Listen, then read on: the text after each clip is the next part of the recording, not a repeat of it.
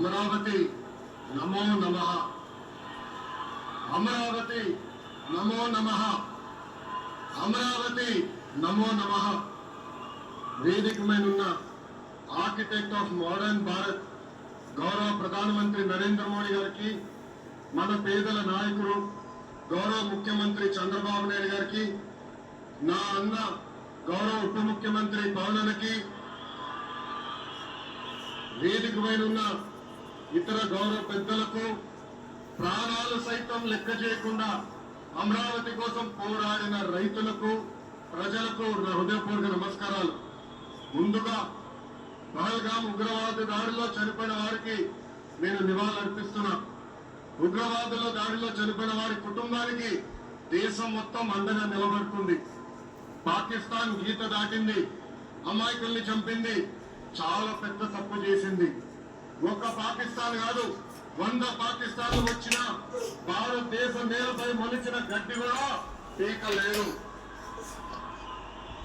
100 పాకిస్తాన్లకు సమాధానం చెప్పే ఒక్క మిసైల్ మన దగ్గర ఉంది. ఆ మిసైల్ ఏంటో తెలుసు? నమో గౌరవ ప్రధానమంత్రి నరేంద్ర మోడీ గారు. సింహం ముందర ఆటలు ఆడకూడదు, ఆడితే ఏమవుతుంది? మన సింహం నమో కొట్టే దెబ్బకి వరల్డ్ మ్యాప్ లోనే పాకిస్తాన్ అని మిస్సింగ్ రావటం ఖాయం. ఈ రోజు పాకిస్తాన్ ఆర్మీలో పనిచేసేవారు కొంతమంది రాజీనామా చేశారు, కొంతమంది సెలవులు పెట్టిపోయారు. దట్ ఈస్ మన నమో. నమో కొట్టే దెబ్బకి పాకిస్తాన్ దిమ్మ తిరుగుతాం ఖాయం. ఈ రోజు నేను గర్వంగా చెప్పుకుంటున్నా, ఎంటైర్ నేషన్ స్టాండ్స్ విత్ మన నమో. కేంద్రం ఈ రోజు కులగణన చేయాలనే నిర్ణయం తీసుకుంది. ఇది ఒక నిర్ణయం కాదు, ఇది ఒక సంచలనం. Where others hesitated for decades, Namo acted, rewriting history with courage. True to his commitment to empower the marginalized and deprived, Namo's bold stroke will deliver social justice in its truest form.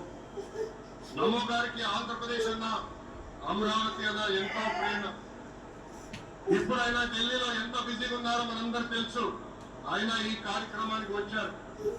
2024 ఎన్నికల్లో ప్రజలు NDA ప్రభుత్వానికి 94 సీట్లు గెలిపించారు.